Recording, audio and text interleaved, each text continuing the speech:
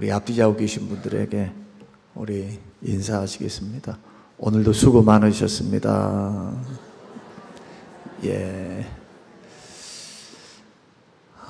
너무 더워서 어찌할 바를 모르겠어요. 오늘도 오전에 신방을 했는데 보통 4월이나 5월이면 2월 달부터 해가 끝나야 되는데 하여튼 구석구석 한 가정도 빠짐없이 하려고 지금 저녁에도 잡고 낮에도 잡고 초신자들도 잡고 이제 그렇게 하는 과정 속에 있는데 여하튼 더워요. 그런데 간증을 하자면 정말 힘들다, 덥다. 목사님과 사모님을 맞이하는 분들도 얼마나 부담이 될까.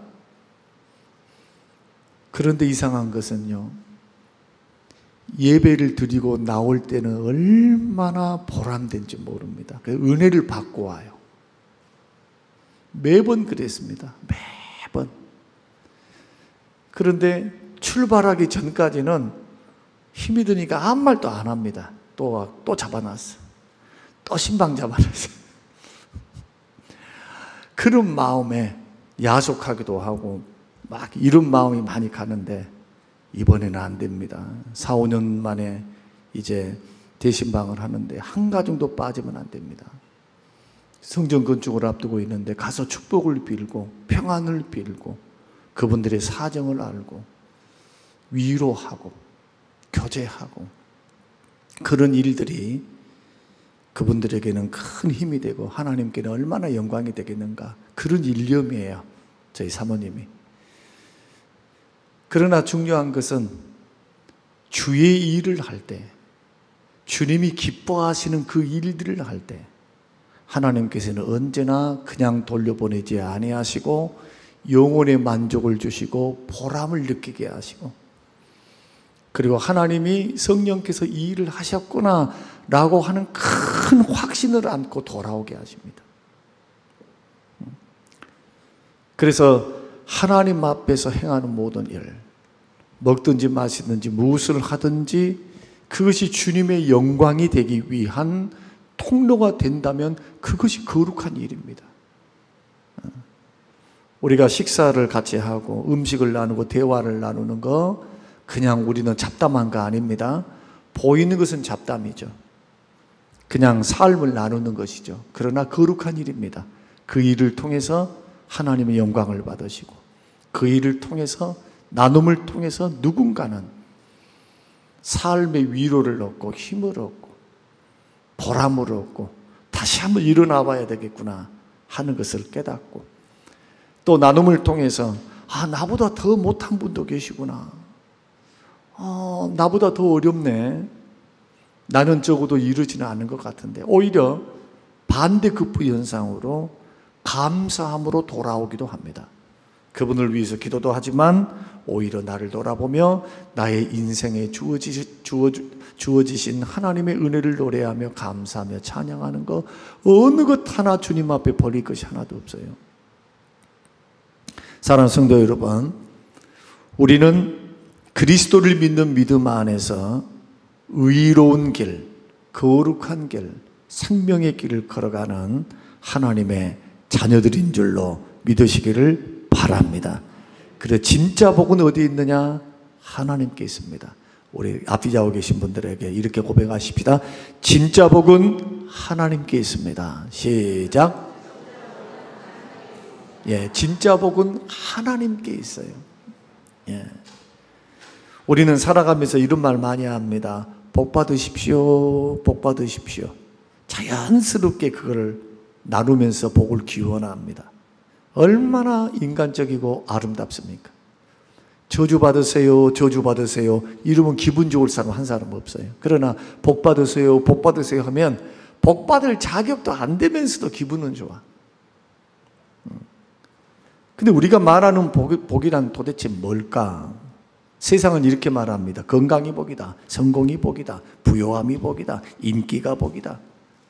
이렇게 현상학적인 것을 가지고 소유를 가지고 복이라고 정의를 하지만 성경은 복의 기준을 다르게 말합니다. 복은 하나님이 주시는 것이다. 그런데 그 복은 외적인 풍요만이 아니라는 거예요. 이게 굉장히 중요합니다. 하나님이 주시는 복은 외적인 풍요, 돈이 없는 사람이 돈이 있고 건강하지 못한 사람이 건강하고 단명했던 사람이 오래 장수를 하고 안 되는 사람이 잘 되고 자식들이 더 변화되고 더 축복받는 그 길로 걸어가는 것만이 아니라 하나님이 주시는 복은 마음의 평강과 영혼의 기쁨을 동반하는 전인격적인 은혜를 베푸신다는 겁니다. 하나님이 우리를 구원하셨을 때 전인격적으로 구원하셨습니다. 영혼만 구원하신 게 아닙니다. 우리의 몸도 구원하세요. 그래서 예수님 몸처럼 영광스러운 몸으로 변화됩니다. 부활체 또 변화체가 되어서 썩지 않을 몸, 아프거나 병들거나 죄짓지 않는 몸을 입고 하나님 보좌 앞에 서게 돼요. 이 땅에서는 주님의 보호를 받고 피로를 채우시는 하나님의 은혜를 누리며 걸어가는 놀라운 축복을 받게 됩니다. 마음적으로는요, 정서적으로 건강하게 하십니다. 마음과 생각을 건강하게 만드세요. 말씀을 통해서 성령께서 그 영혼을 지배하시고 다스리고 통치하시기 때문에 이게 성령 충만이에요. 성령 충만은 셀라 해가지고 무슨 감정이 충만했다. 그것은 성령의 나타남이고 성령이 역사하실 때 나타나는 거고, 성령의 충만은 말씀으로 우리의 전인격 생각과 마음과 행동을 다스리시는 거예요. 말씀이 내 안에 계신 성령께서 말씀을 통해서 우리의 영혼을 붙드시고 우리로 하여금 통치하시는 것. 그래서 필요한 게 뭡니까? 말씀과 기도죠. 말씀 앞에 서고 기도하고 사모하고 환영하고 성령의 임재를 사모하며 헛생각하기 이전에 말씀으로 생각할 줄 알고 주께 도움을 구하면 성령은 인격적인 하나님이시기 때문에 그의 영혼을 다스리셔요. 지배해서 충만하게 하십니다. 그래서 내 생각은 내려놓고 하나님의 생각이 나오기 시작해요. 내 말들은 내려놓고 하나님의 말들이 나오기 시작합니다. 성령으로 지배를 받으면.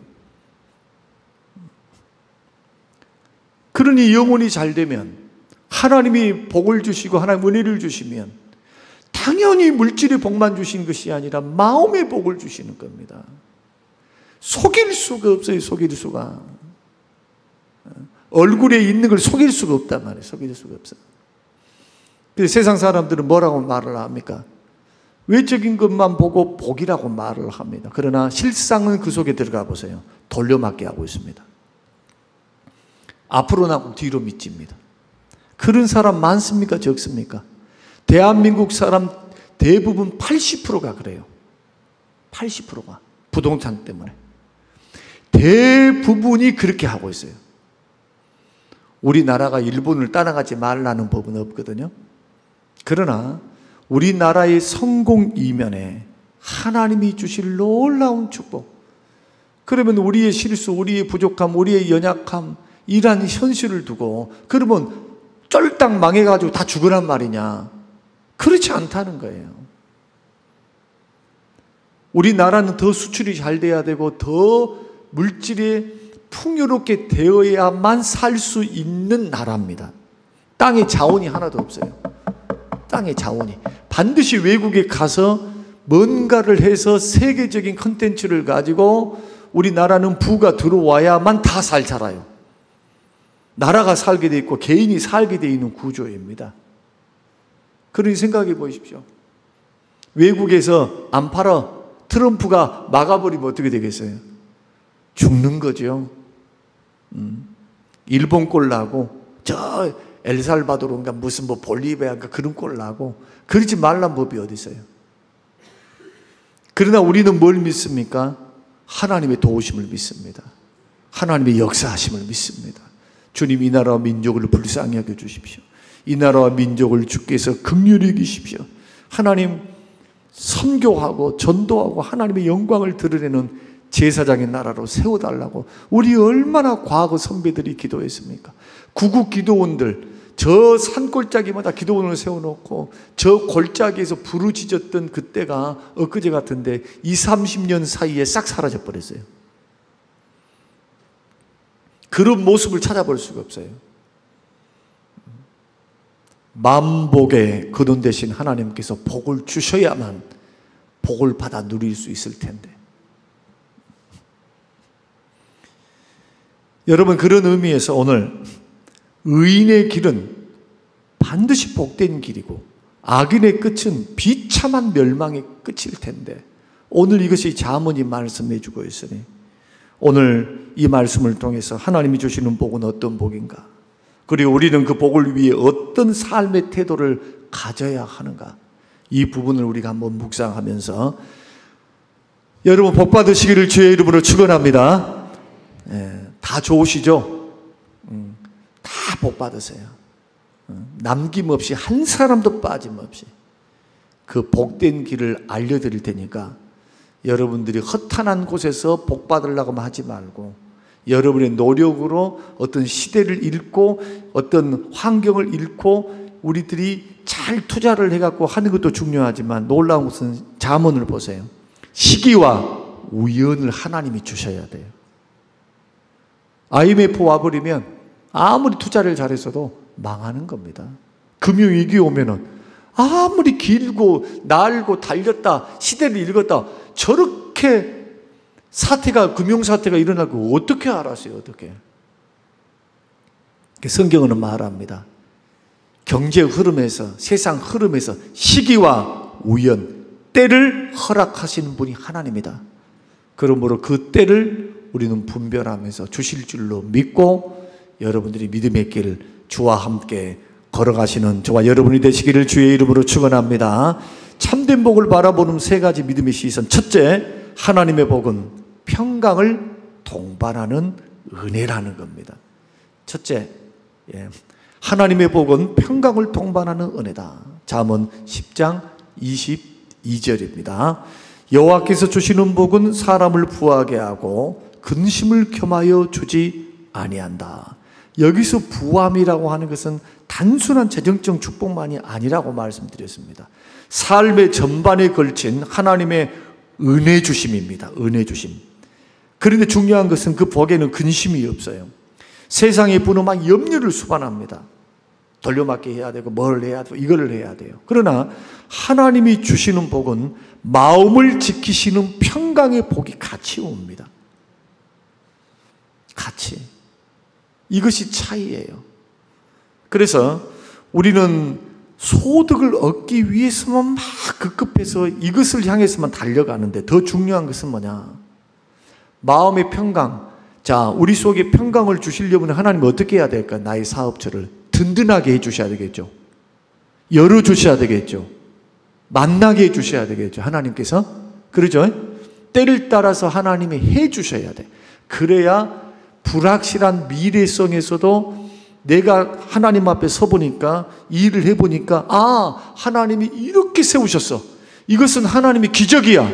이것은 하나님의 은혜야. 하나님의 역사야. 이러한 체험치들이 우리 속에 경험으로 하나님을 만나는 경험으로 나타날 때 우리 가운데 뭐가 생겨? 든든함이 생기는 거예요. 여러분 불확실만 하면 어떻게 삽니까? 염려와 근심 속에서 살지. 특히 사업가들 불안해서 못해요.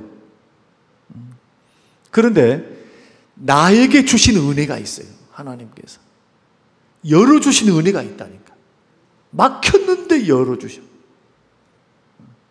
이것은 무엇을 통해서 옵니까? 하나님과의 동행 속에서 일어나는 하나님의 축복 주심과 열어주심이에요.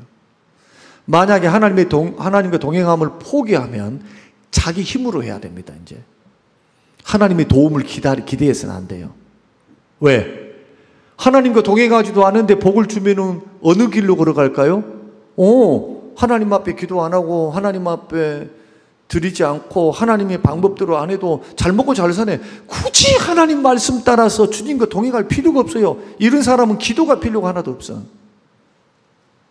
그 길을 택한 백성들에게 하나님 허용하실까요?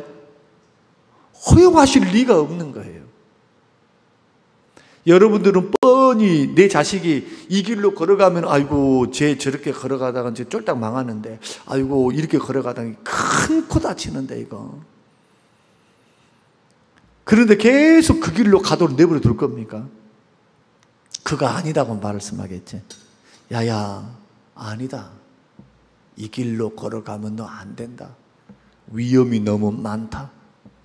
너 이거 잠깐 좋지 절대로 평안한 복, 물질이 더하는 복이 될 수가 없다. 너 이것이 발목에 발목 잡아. 신앙에 너의 인생에 발목 잡혀. 히브리서가 12장이 말씀하고 있는 것처럼 무거운 짐과 우리 발목을 잡는 무거운 짐들과 죄악을 벗어버리고, 하나님과 동행하지 않은 모든 것이 죄예요. 주님과 함께하지 않는 모든 게 죄예요. 신앙은 뭐냐? 경건하는 겁니다. 경건이 뭡니까? 하나님을 두려워하고 하나님 앞에 사는 삶을 말하는 거예요. 동행하는 거. 그래서 우리들이 직장 생활을 하든 교회를 받들고 섬기든 아니면 사업을 하든 물어야 돼요.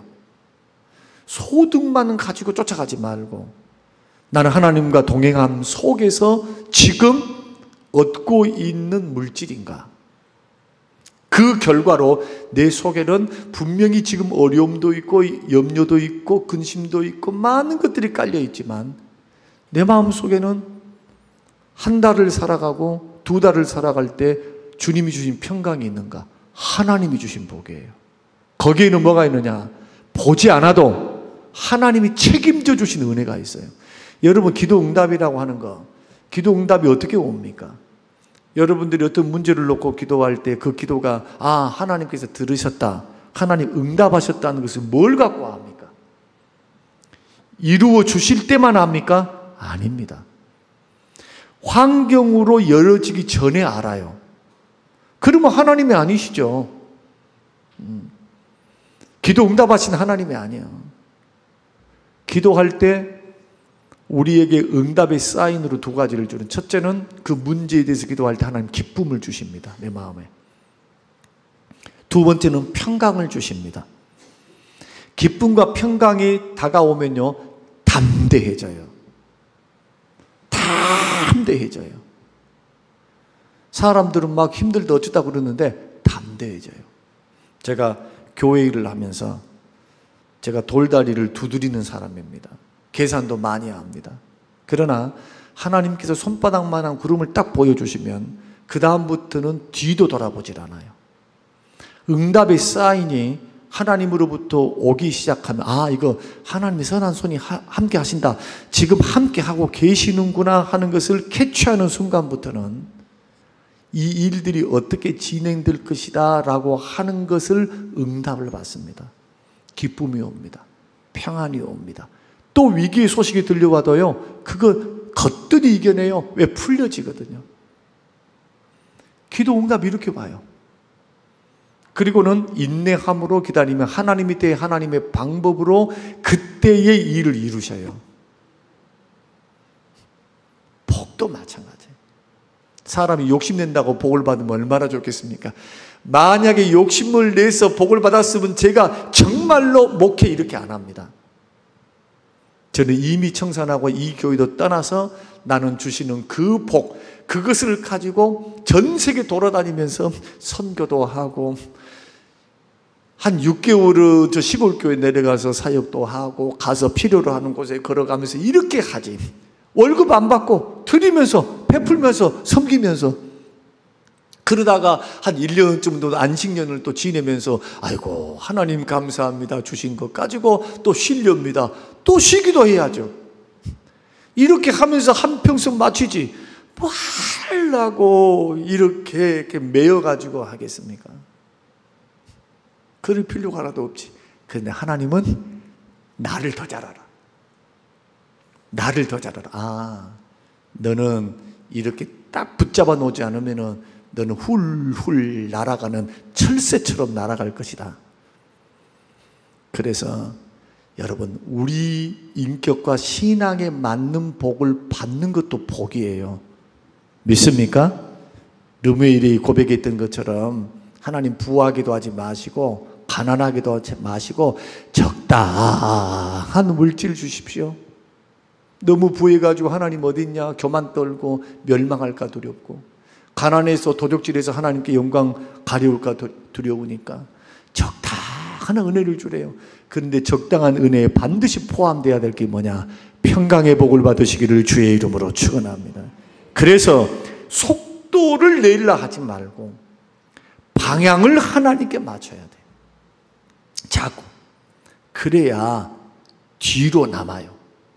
앞으로 열심히 해놓고 뒤로 미쳐버리면 아무런 소용이 없어요. 하나님이 손을 탁 들어주셔야 돼요. 이걸 놓고 기도하면서 더디 가더라도 하나님 앞에서 하나님의 인도를 구하고 하나님의 도움을 구하고, 그런 역사 안에 응답받으면서 일들을 해나가면 사람 만나게 하시고, 또 생각지도 않은 일들을 하나님이 허락하사 우리는 그 순간순간 뭘 만나게 됩니까? 하나님을 만나게 되는 거예요. 나와 함께 하신 하나님, 채우시는 하나님, 복을 주시는 하나님. 그래서 목회가 재밌는 거예요. 목회가 만약에 사람들하고 뽁짝거려가지고 가는 것이면 얼마나 지루한 줄 아세요? 천하에 하지 못할 게 목회입니다.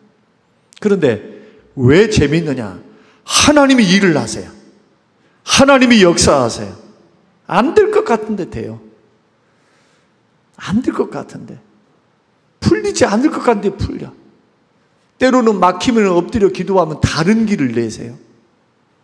내가 조급해 하지만 않으면, 내가 섣불리 판단해서 원망 불평하고 포기만 하지 않으면, 믿음으로 인내하고 뜻을 구하고 하나님의 은혜를 구하며 걸어가면, 그 목회는 인내하는 자는 반드시 좋은 열매를 맺어요.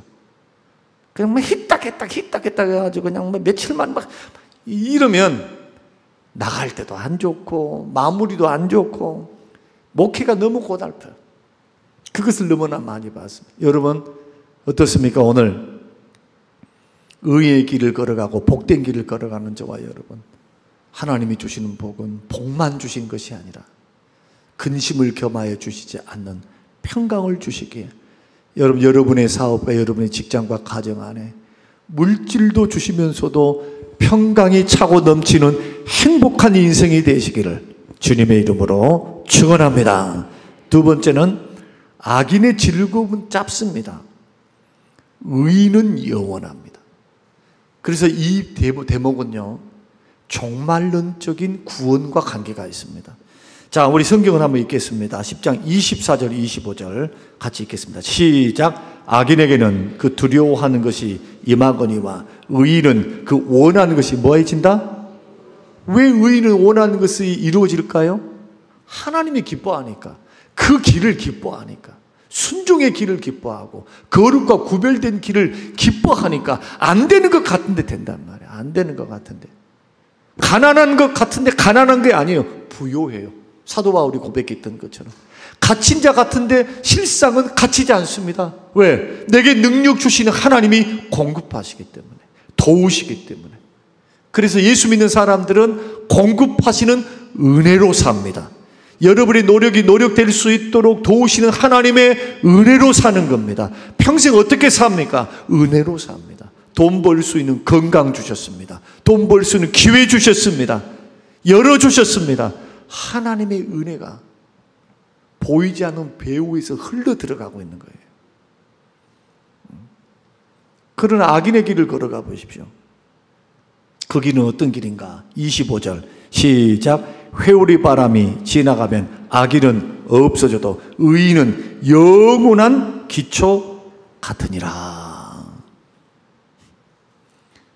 그래서 성경은 이렇게 말씀합니다. 시편 37편 10절에서 악인의 번영을 너무 부러워하지 마라. 모래 위에 쌓은 성과 같다. 잠시 후면 그 악인들 다 사라져. 여러분 지금 우리는 한국의 정치를 보고 있습니다. 뭐 김영삼, 김대중부터 시작해서 정권부터 시작해서 쭉 오는 그 정치를 기대어서 살았던 기업들, 그 다음에 그 정치꾼들, 모략가들 하는 여러 사람들의 유형을 보십시오. 어떠한지, 말로가 어떠한지, 그때는 좋았겠죠. 권력에 편승해서 이 돈이 다 내 것이 될 줄로 알고 그랬겠죠. 그래서 성경 말씀대로예요. 다 드러나게 돼요. 드러나게 돼. 그래서 세상 성공이 너무 빨라 보여도 여러분 불안할 필요가 하나도 없습니다. 그들의 길은 낭떠러집니다. 오늘 본문 말씀 그대로예요. 회오리 바람이 불으면 없어져 버려요. 기초가 하나님 앞에 서 있지 않기 때문에. 그러나 그리스도를 믿고 말씀을 순종하며 주의 은혜를 구하며 성실하게 진실하게 사업을 하고 직장생활을 하는 사람들은 하나님께서 기초를 영원한 데 세우니까 이 약속의 말씀을 믿어야 돼요. 편법을 통해서 사람을 통해서 먼저 승진해가지고 막 올라가서 좋다. 별들 우수수 떨어지는데 내 생각으로 한 40별은 떨어질 것 같은데 한 40개 정도 안 떨어질까요? 지금 초창기인데 만약에 내란부터 시작하고 하면요 줄줄이 엮여가게 되어 있어요. 내란은 적은 죄가 아닙니다. 반란죄예요. 반란죄. 곰곰이 생각해봐요. 그런데 그 가운데 기독교인들이 많다는 거. 저는 그 뉴스를 접하고 난 후에 너무 가슴이 아팠고 너무 힘이 들었고 참 어찌할 바를 모르겠어요. 사랑하는 성도 여러분, 믿음의 길, 의인의 길, 믿음 안에서 지키는 정직, 그리고 믿음으로 살아가는 그 삶이 더딘 것 같고 답답하게 느껴진다 할지라도 가장 멀리 갈 수 있는 길이 바로 의인의 길이다. 여러분, 죄와는 절대로 타협하지 말고 힘들고 어렵지만 나의 물질을 쌓이게 만들고 더 열어주실 분이 하나님이심을 믿고 한번 말씀대로 걸어가 보세요. 하다 못해. 아니 좀 적게 벌면 어때요? 적게 벌면 어때? 좀 적게 먹으면 어때요? 새끼 밥 이후에 더 먹고 사니까 위장병이 걸려가지고 제가 대신방 해가지고 막 하는 바람에 맨날 먹을 걸 내주니까 나는 왜 얹혔는가를 모르겠어요. 금요일날 저녁에 왜 얹혔을까? 곰곰이 고기를 먹은 것도 아니고 그거는 전날 먹었고 오늘은 분명히 그냥 김치 있다가 밥을 먹고 그렇게 해서 누웠다가 나왔는데 얹혀갖고 어지러지 해서 응급실에 갔어요. 바로. 그러면 막 숨이 안 쉬어지고 막 그러니까 야 이거 참 이상하다. 왜 그럴까? 세 끼만 먹으면 좋은데 네 끼 먹고 다섯 끼 먹고 간식 먹고 뭐 먹고 이거 먹고 그러니 위장이 운동을 하다가 야 나도 좀 쉬자. 의사 말이 그래요. 거기서 위장이 그러니까 뭘 잘못 먹어가지고 얹힌 게 아니라 위장의 기능이 떨어졌다는 거예요. 쉴 공간을 줘야 되는데 새벽부터 먹기 시작해가지고 저는 6시부터 밥을 먹거든요.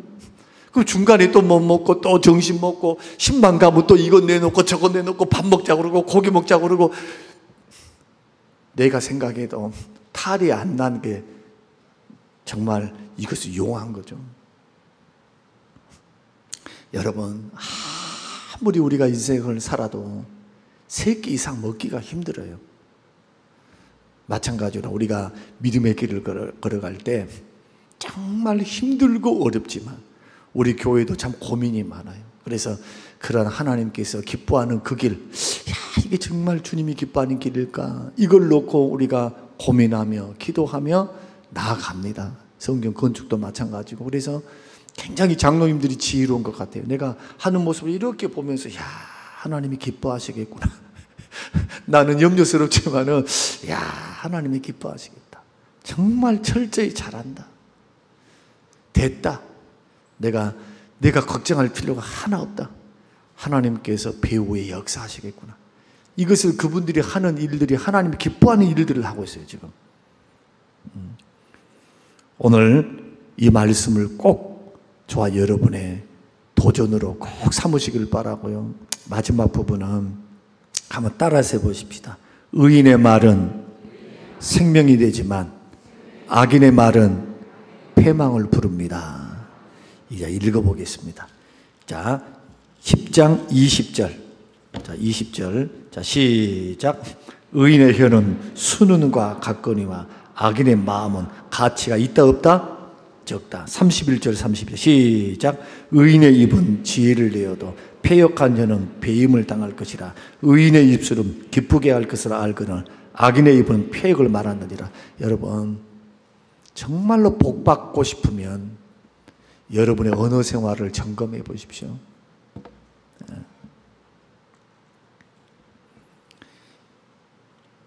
이 말 문제가